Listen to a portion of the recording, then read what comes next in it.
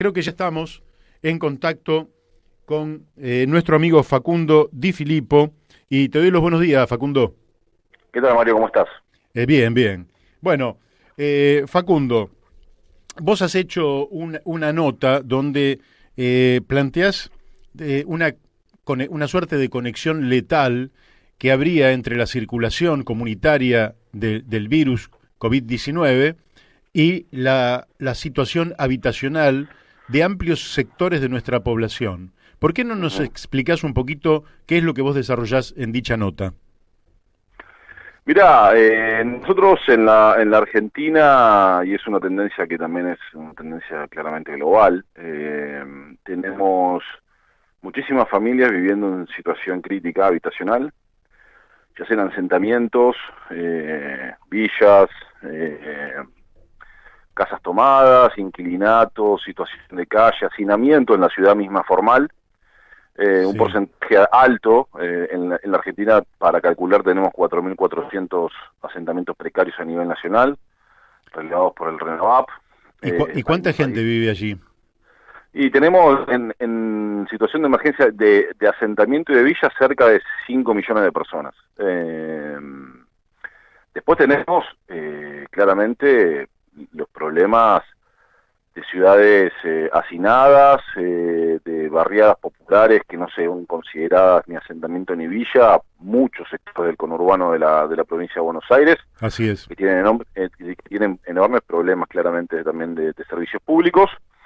Y el problema que está dando con esto es que quedó comprobado a nivel global que la única forma de resistir hoy a este virus tiene que ver con quédate en casa. Digo, es una consigna global. Sí. Y hay mucha gente que no tiene casa o su casa no tiene las condiciones necesarias para preservarse del virus.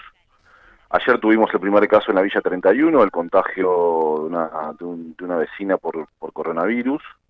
El gobierno nacional está hablando de cuarentena colectiva porque dimensionó y comprendió que en los asentamientos no es posible hacer una cuarentena como en la ciudad formal. Claro. Y el problema que yo planteo en esa columna justamente tiene que ver con eso, que es un problema letal para todos. Digo, ya ni siquiera es que puedo no mirarlo o puedo no interesarme por la problemática, sino que si el coronavirus crece o cualquier tipo de virus o pandemia crece sobre los sectores populares, te inundan un sistema de salud precario, y después no va a haber lugar para que nadie se atienda, digamos. Entonces, ese es el sentido, ¿no? Dimensionar y poder conectar la problemática habitacional con la problemática de salud. Vos pensás que, claro, es muy difícil. Uno dice, se aísla un barrio, por ejemplo, al ¿Mm? tiempo que tampoco es una tarea tan sencilla. Porque vos decís, por ejemplo, el barrio que ya no es más Villa 31, no sé cómo le llaman ahora, ahí viven como 70.000 personas. Ujú. ¿Cómo haces vos para que ninguna de esas personas salga de su lugar cuando efectivamente tienen que tener provisiones de alimentos, de medicamentos, de otras cosas que son necesarias para vivir? De manera que eh, realmente la situación puede ser complicada no solo para quienes viven allí en estos barrios precarios, sino para el conjunto de la sociedad. ¿Cómo haces? ¿Qué política te das para disminuir esto a la mínima expresión cuando hoy cuando te digo hoy no lo digo en forma figurativa, sino que hoy yo he recorrido una parte de lo que es Matanza y Ujú. Morón, están todos los comercios Ujú. abiertos y ya la gente está levantando la cuarentena per se, justamente Ujú. por el agobio de la crisis económica. ¿Qué pensás vos Ujú. frente a esto? Mira, yo, a ver, creo que considero que la posición del gobierno nacional es una posición correcta. Mucha gente dice que hay una falsa dicotomía, no hay una falsa dicotomía, era necesario frenar para preservar vidas y se ve cómo ha escalado el virus y la pandemia y la enfermedad en muchos países, incluso limítrofes, o de Sí. nuestro mismo continente comparado con la Argentina. Entonces eso es necesario. Es verdad también que ante una situación de pobreza estructural y de crecimiento de la pobreza durante la gestión del gobierno de Mauricio Macri, eh, ya nos agarra esta pandemia con una situación muy crítica en materia de ingresos. Ujú. Yo vivo acá en la provincia de Buenos Aires, en Escobar, lo conozco, lo vivo, acá también trabajo temas habitacionales. Eh, y la verdad es que es muy difícil cuando la gente no tiene para llenar la heladera o para hacer un guiso al mediodía, decirle que no salga de su casa, digamos. Incluso a costo de arriesgarse a tener un tipo de infracción o de causa penal. Sí. La verdad que en ese sentido me parece que el gobierno está haciendo lo posible para asistencia a grandes sectores. Me parece que esa asistencia debería ser más expedita porque está teniendo muchos problemas para el pago efectivo de los 10.000 pesos o la asistencia a las pymes o el mismo exigencia por parte del gobierno de que los bancos les presten para pagar sueldos y los bancos no lo están haciendo. Hay una Ujú. serie de cuestiones que hay que poner a disposición de la comunidad para que no se vean obligados a salir de sus casas. Sí, sí. Volviendo a los sectores populares, es imposible frenar la cuarentena en un barrio. Digo, no hay forma. No hay forma porque la gente que trabaja, que vive en los barrios, es gente que trabaja hoy en empresas de seguridad que siguen activas, entonces son trabajadores que entran y salen de las villas. Es gente que trabaja en refacciones y en habilitación y en construcción, y esos son rubros que ya se han ido habilitando también. Entonces eso es imposible de hacerlo. Son pequeños pueblos, a su vez dentro de las ciudades, porque digo, la 31 hay toda una discusión de cuánta cantidad de habitantes tiene, pero arriba de 50.000 habitantes tiene, la Ujú. 1114 también. Y esos son, si vos lo dimensionás, son pueblos en nuestra provincia de Buenos Aires, que hoy está la discusión si el gobernador los aísla o no, porque no tienen casos. Pero Claro, bueno, porque se encuentran geográficamente en el medio de la llanura, de la pampa o del campo. así Estos es. están enclavados en la ciudad de Buenos Aires, con enormes vías de conexión con el resto de la ciudad formal, y es imposible detenerlo. Pero bueno, es un problema que arrastramos de no haber tomado conciencia como sociedad y las diversas gestiones también de la enorme problemática que es no tener vivienda digna para todos y todas en nuestro país, obviamente ni en la región, y que eso impacta de manera cabal y llena sobre la propagación hoy del virus. Así es. Sí, en la región, en muchos lugares están peor que acá, porque basta ver lo que son las favelas o esas montañas de casas en Caracas o en Ujú, Ecuador, etcétera, que uno ve, dice, ahí sí que es el tema sumamente difícil. Nosotros dentro de todo estamos en una llanura, ¿no? Eh, ujú, Principalmente llanura, porque la Argentina es muy grande. Te quiero preguntar, vos venís trabajando sobre el tema habitacional desde hace muchísimo tiempo. ujú. Este tema tiene varias dimensiones, ¿verdad? Uno es el acceso a la tierra, que en la Argentina se ha vuelto difícil porque la tierra es uno de los grandes bienes apropiados como fundamento de renta o de especulación o de ahorro que ha incrementado el valor de la tierra y entonces le ha sido muy dificultoso a los sectores populares acceder a la tierra con cierta facilidad. Por otro lado, tenemos un déficit habitacional enorme.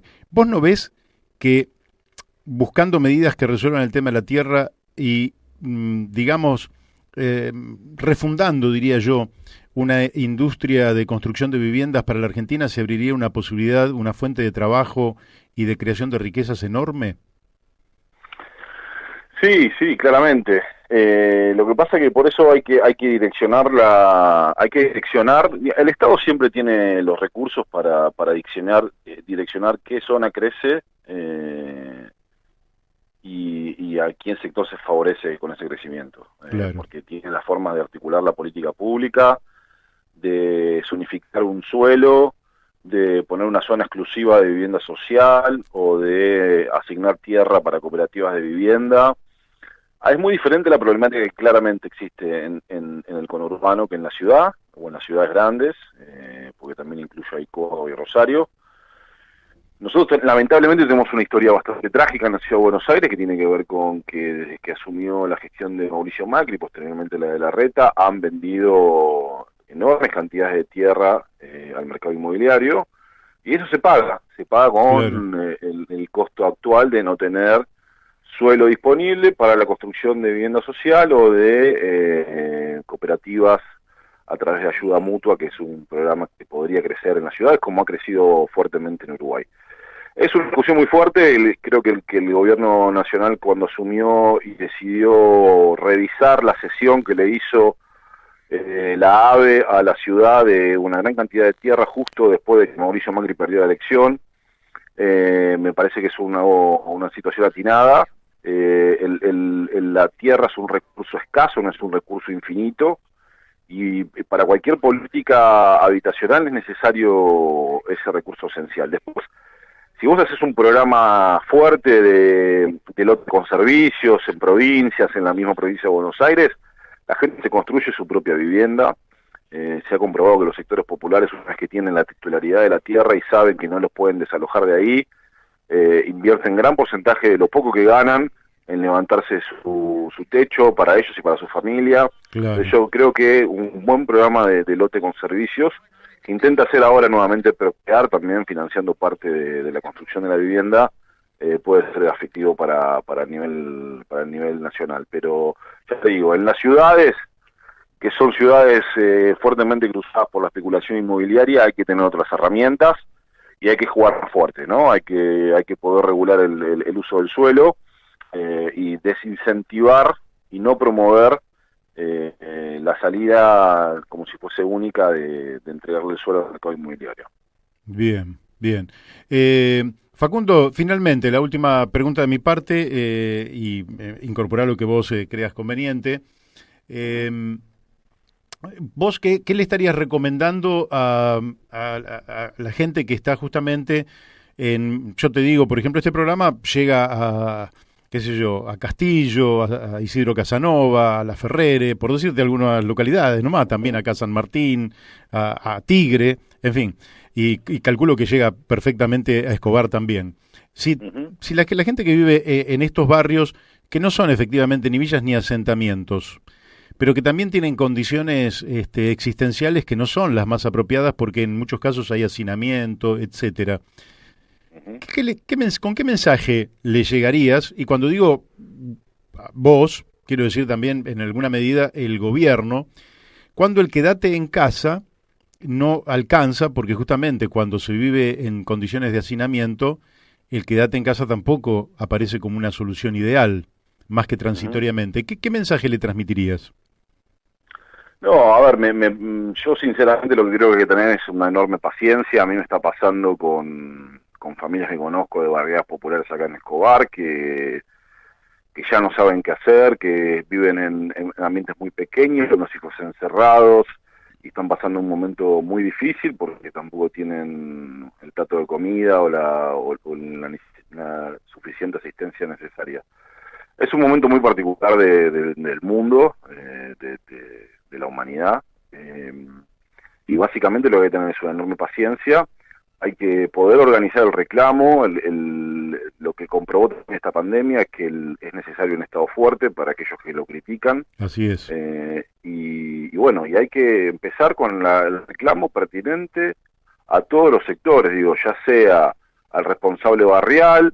Acá, por ejemplo, en Escobar tenemos lo que se denomina OGC, que son unidades de gestión, que delimitan todo Escobar en diferentes sectores. Bueno, empezar por el reclamo puntual e ir creciendo al gobierno municipal, que tiene que tener los recursos necesarios para afrontar la pandemia. La verdad es que la salida es la organización, el cuidado personal y el reclamo ante el Estado, porque no hay nada más que nos vaya a salvar. Ya vemos cómo está la situación, incluso con los pocos servicios o con los pocos rubros que están abiertos de la actividad económica. Cuando vamos al supermercado y sigue aumentando todo como sigue aumentando, aprovechándose el sector privado de la necesidad de mucha gente. Entonces, la salida es la organización, la autopreservación y el vínculo y el rol con el Estado. Bueno, muy bien. Facundo, ha sido muy claro, te agradezco muchísimo esta salida por este programa La Brújula, por Radio La Luna, y quedamos abiertos a que en cualquier momento que quieras comunicar algo, estos micrófonos van a estar siempre abiertos, ¿eh? Gracias, Mario, un abrazo grande. Un fuerte abrazo. Hemos hablado con Facundo Di Filippo, que fue diputado en la Ciudad de Buenos Aires, que es un militante extraordinario, de aquella gente que enorgullece, y que muestra que la Argentina, lógicamente, tiene un gran futuro, porque no hay un decaimiento generalizado. Hay muchísima gente de primera en la Argentina, primera desde el punto de vista ético, moral, de actitud, de energía, de entusiasmo, de optimismo, con el cual el país va a salir adelante. Por eso nos hemos caído tantas veces y tantas veces nos hemos levantado. Así que bueno, para mí fue un gusto.